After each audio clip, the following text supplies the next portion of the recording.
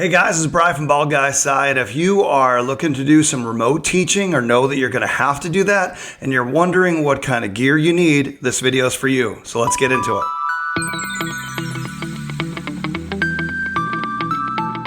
Okay guys, so everything that I'm going to talk about centers around the fact that I'm using a MacBook. If you're not, then you might have some slightly different needs, but the fact that I am means that I have a pretty good camera. It's 720p. It's not awesome, but it's okay.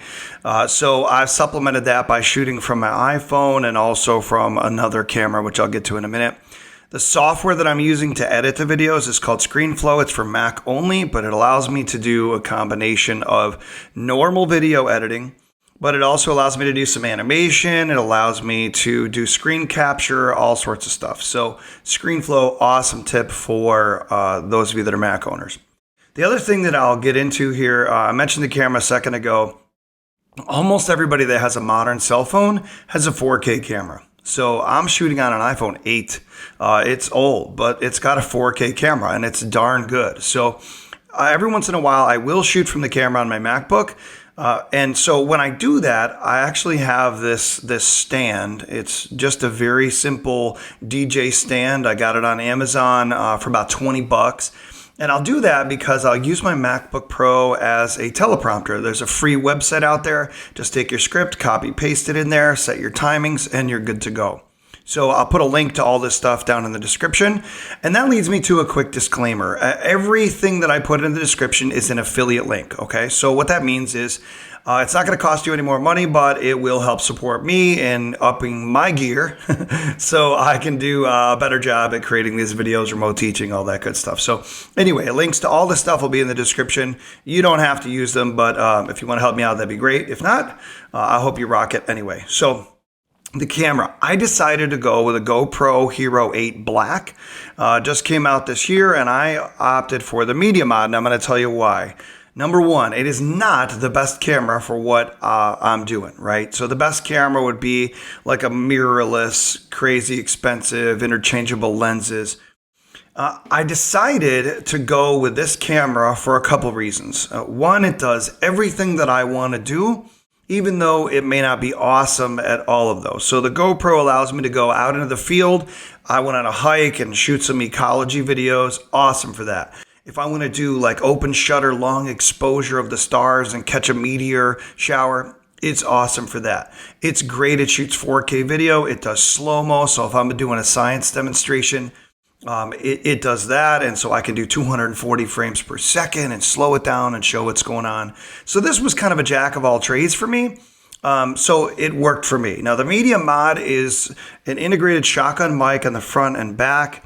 Allows you some connection with cold shoe for lights and whatever you want to use. But I opted for that because I thought it was the most versatile solution for the least amount of money. Okay. Now with that, I also, because I'm shooting on MacBook Pro, I have this little device right here.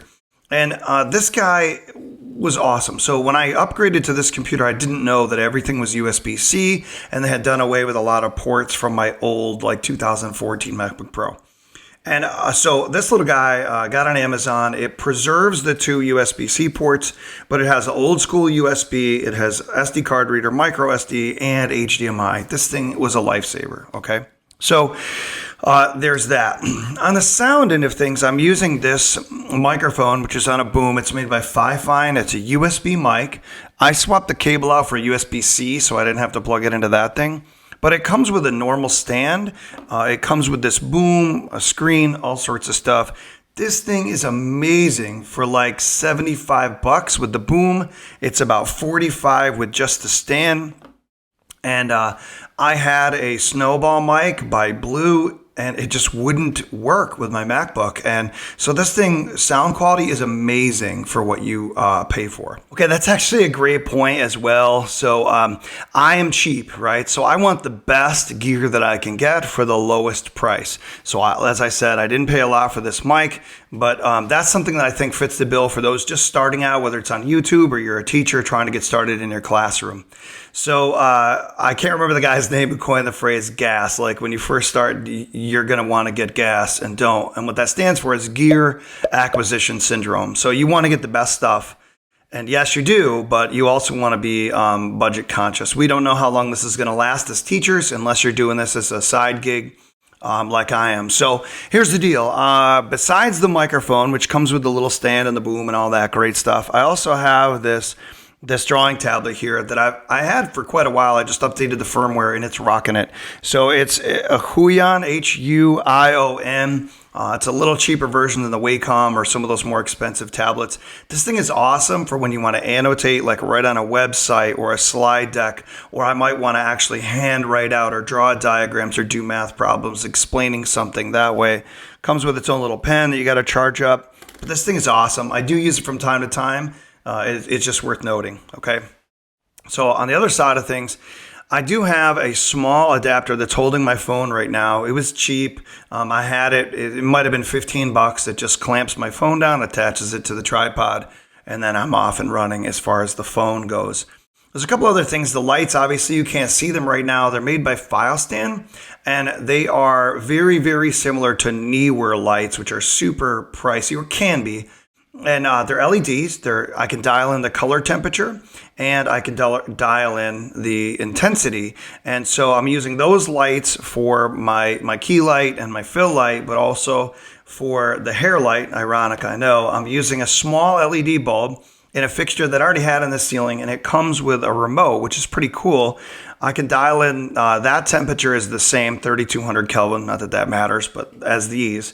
But I can also change the color behind me. So I normally have it set to this light blue, but with this remote, I can let it switch up and be random color if I want. It just adds a little something else, right? The last thing is that I do have this Wi-Fi plug by Meros. I love this thing. It wasn't that expensive. I have two of them, and I have my lights plugged into it. So just from my phone, I pull up the app, and I can turn my lights on and off. And so it just adds a little extra, like I don't have to get up and do it. I leave them set the way they are. I leave them right on the floor. I just turn them on and off with my phone, and then I'm good to go. So I hope that was, helpful as far as some gear that might help you get started or to up your game, whether it's in your classroom or home studio. I hope I didn't give you gas this morning.